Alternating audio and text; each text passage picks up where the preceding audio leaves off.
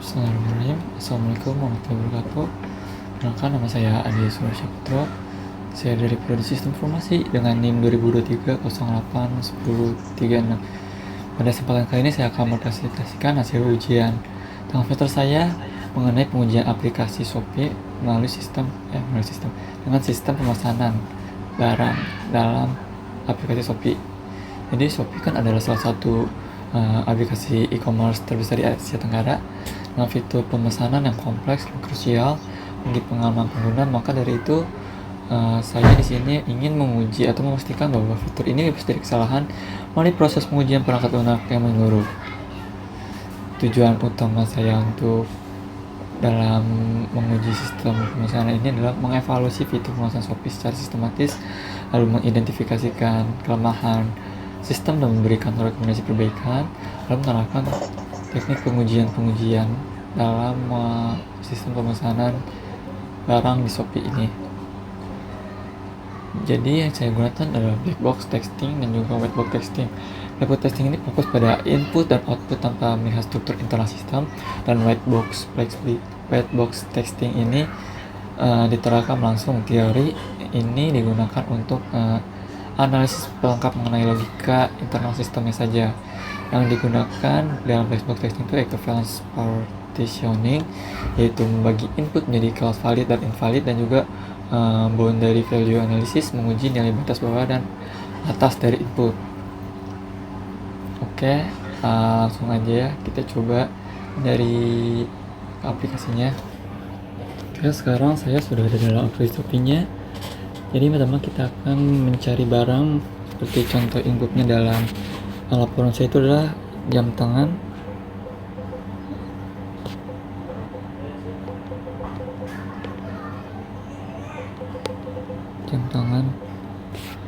Maka hasil yang diharapkan itu muncul beberapa opsi jam tangan, dan tentu saja muncul beberapa opsi, dan ini valid.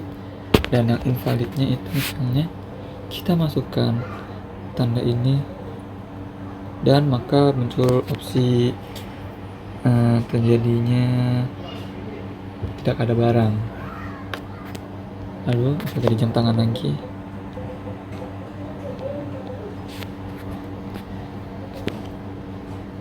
Ketika kita mengklik salah satunya, misalnya ini, mengarahkan ke halaman detail produk jam tangan ini yang kita klik, dan ini valid. Lalu kita misalnya mau beli, maka kita tambahkan keranjang. Kita pilih salah satu item yang kita buat, maka akan masukkan keranjang. Jika kita pilih yang tidak ada barangnya, maka dia tidak bisa diklik, nantinya invalid. Lalu kita ke check out untuk melakukan pembayaran. Kita check out, lalu akan mengarahkan ke halaman metode pengiriman dan juga pembayaran. Ini tidak ada hambatan.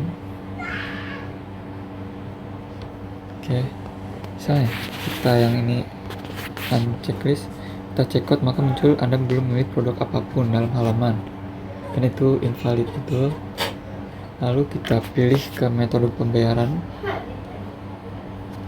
Ini metode pembayarannya misalnya adalah transfer by Bank Mandiri, konfirmasi. Misalnya kalau kita mau cari yang tidak ada, misalnya dari bank yang lain, itu adalah bank Saku, sini tidak ada, maka itu tidak valid. Walaupun tidak aplikasi verifikasi info valid dan invalidnya, info notifikasi. Lalu jika sudah semuanya dicek, konfirmasi pemesanan.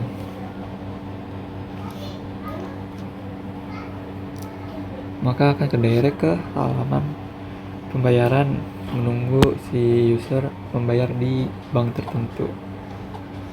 Terus juga jika sudah dibayar, maka akan muncul detail pemesanan. Oke, selanjutnya saya akan mengatur mengenai boundary value analysis pemesanan barang di Shopee. masukin keranjang, kita masukkan jumlah barangnya.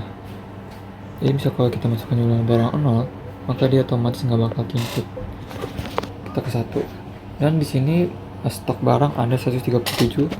Ketika kita masuk 137, maka dia bakal tetap masukkan ke keranjang. Misalnya kita masukkan lebih dari 137 unit barang, maka dia otomatis nggak bisa keisi barang tersebut. Oke, misalnya kita pesan, lalu kita mengecek harga ongkir, harga gratis ongkirnya. Oke, di sini ketentuannya gratis ongkir minimal belanja 150.000. Misal kalau kita ganti ke aplikasi ke pemesan barang yang lain, misalnya adalah ini,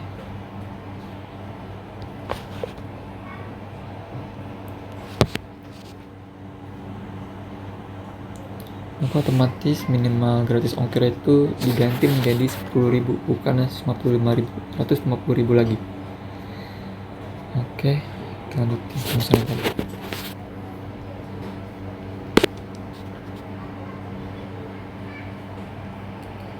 Dan di sini minimal penggunaan voucher adalah 2. Misal kita mau ganti ke voucher yang lain, maka di sini bakal invalid, otomatis bakal 2. Jika tetap 1 aja, dan sini valid, tetap 1 barang, 1 voucher yang akan diinput.